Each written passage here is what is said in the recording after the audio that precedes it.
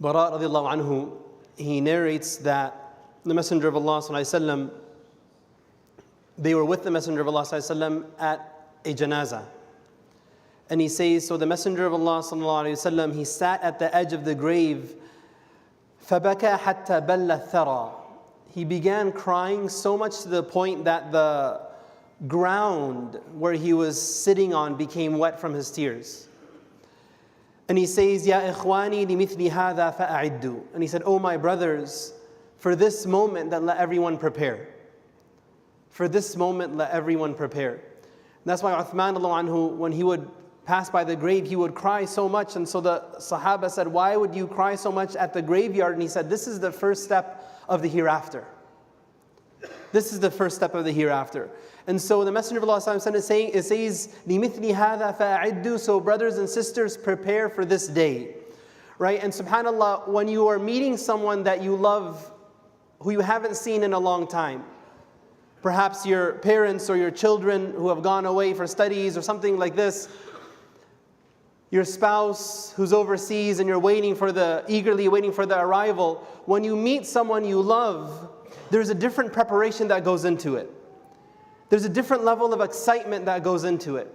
And so Ibrahim alayhi salam, it is mentioned in the athar that when the angel of death came to him, and we know the angel of death takes permission from the anbiya before he takes their souls, Ibrahim alayhi salam, he was confused for a moment, and he told the angel of death, أَرَأَيْتَ خَلِيلًا يُمِيتُ خَلِيلًا. He tells the angel of death, I am the Khalil of Allah. I am the best friend of Allah. So I don't understand this scenario where the best friend will cause the death of his best friend. أَرَأَيْتَ خَلِيلًا يُمِيتُ خَلِيلًا. And so the angel of death responds to Ibrahim alayhi salam and he tells him, Ya Ibrahim, أَرَأَيْتَ حَبِيبًا يَكْرَهُ لِقَاءَ حَبِيبِهِ. O Ibrahim, do you consider a scenario in which the one who is beloved to another dislikes meeting his beloved? When Ibrahim alayhi salam was put in that perspective, he said, then take my soul now, O angel of death. Right? And so Allah subhanahu wa ta'ala, He describes this mindset of the believer when He says, مَنْ كَانَ يَرْجُو لِقَاءَ اللَّهِ فَإِنَّ أَجَلَ اللَّهِ لَآتٍ وَهُوَ السَّمِيعُ الْعَلِيمُ. Whoever longs to meet Allah subhanahu wa ta'ala, then let that person know that that meeting is coming soon. And Allah is indeed all-hearing and all-knowing.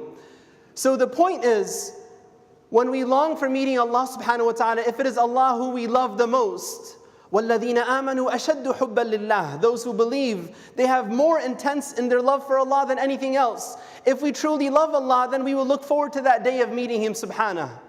And Allah describes what would be the scenario of a believer when he is about to meet Allah subhanahu wa ta'ala. He says, إِنَّ الَّذِينَ قَالُوا رَبُّنَا اللَّهُ ثُمَّ اسْتَقَامُوا. This famous ayat that we've heard before. Those who say, our Lord is Allah. And then they stay firm upon that statement, meaning they live by that statement of La ilaha illallah Muhammadur Rasulullah. Their life is a life that they follow the commands of Allah, they stay away from His prohibitions, and they do the best they can. And whenever they slip and they mess up, they go back to Allah and ask Allah for repentance. تَتَنَزَّلُ عَلَيْهِمُ الْمَلَائِكَةُ أَلَّا خَوْفٌ عَلَيْهِمْ وَلَا هُمْ يَحْزَنُونَ أَلَّا تَخَافُوا وَلَا تَحْزَنُوا. That they have no fear upon them, nor shall they grieve. No fear upon them, nor shall they grieve. وَأَبْشِرُوا بِالْجَنَّةِ. And have glad tidings of paradise, الَّتِي كُنْتُمْ تُوعَدُونَ, that Allah has indeed promised for you. So what does Allah say? For these people who long to meet Allah, they say our Lord is Allah, and then what? They stay firm. They stay firm on what Allah commands and following the sunnah of the Prophet ﷺ. So when death comes to them, what is their state? Allah subhanahu wa ta'ala, He says, تَتَنَزَّلُ عَلَيْهِمُ الْمَلَائِكَةُ. The angels will descend upon, like a group after a group after a group will come to them.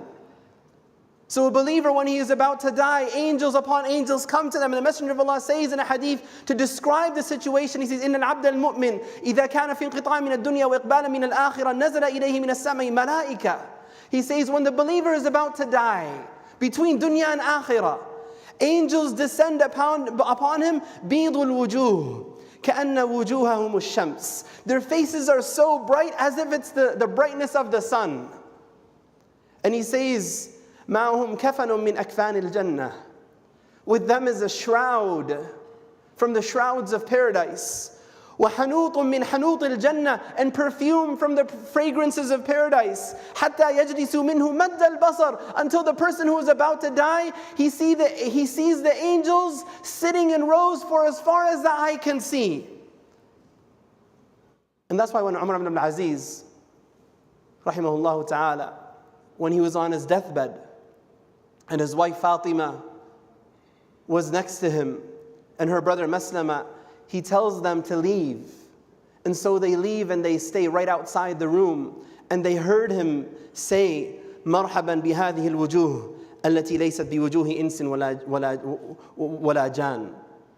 He says, welcome to these faces that are neither the faces of humans nor of jinn. And then he recited a verse from the Quran, and then he passed away. When they went in, they found him dead. They found that he had passed.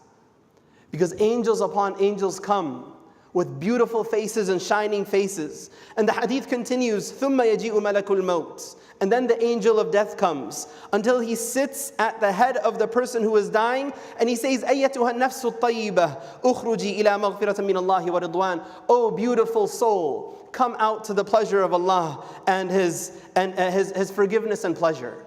And the Allah subhanahu wa ta'ala, He says, تتنزل عليهم الملائكة ألا تخافوا ولا تحزنوا وأبشروا بالجنة التي كنتم توعدون. These angels that come to the believing soul, they tell them three things. They say, ألا تخافوا, do not fear. What are you going to fear? What's to come? Death and the grave and the resurrection on the day of judgment. Don't fear, have no fear of any of that.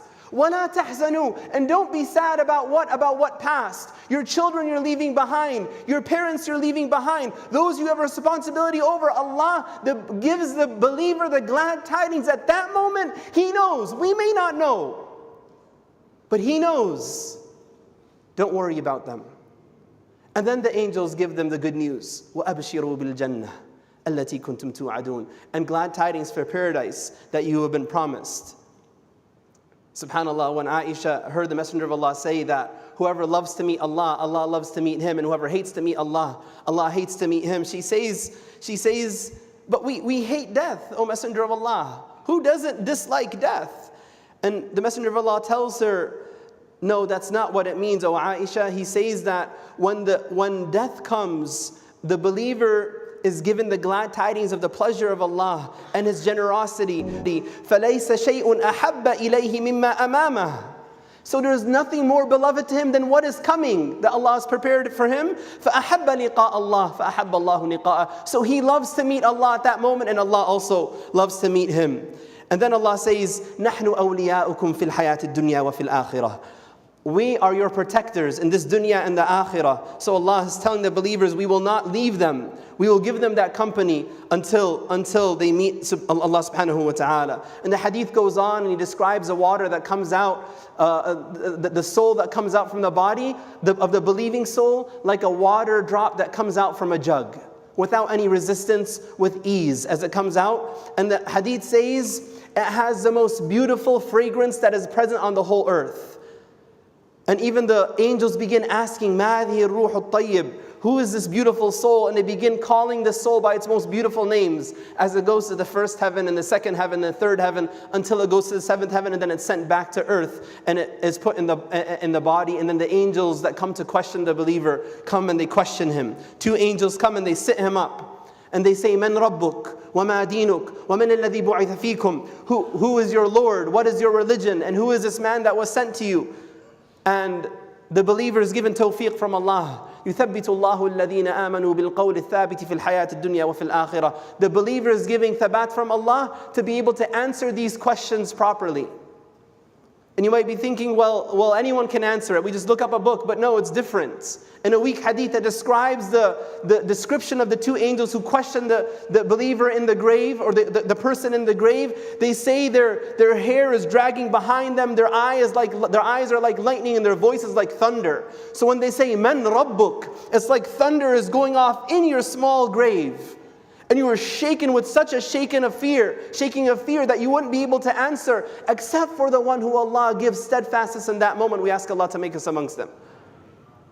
And so they will say, my Lord is Allah. Then what is your religion? My religion is Islam. Who is this person that was sent to you? He is Muhammad sallallahu alayhi wasallam. And then a crier will call out from the sama, and qad sadaq, this slave of mine has spoken the truth. فَأَفْرِشُوهُ مِنَ الْجَنَّةِ, so put out carpets in his grave from the carpets of paradise. وَأَلْبِسُوهُ مِنَ الْجَنَّةِ, and give him clothes from the clothes of paradise. وَافْتَحُوا لَهُ بَابًا إِلَى الْجَنَّةِ, and open in his grave a gate so he could see his place in paradise.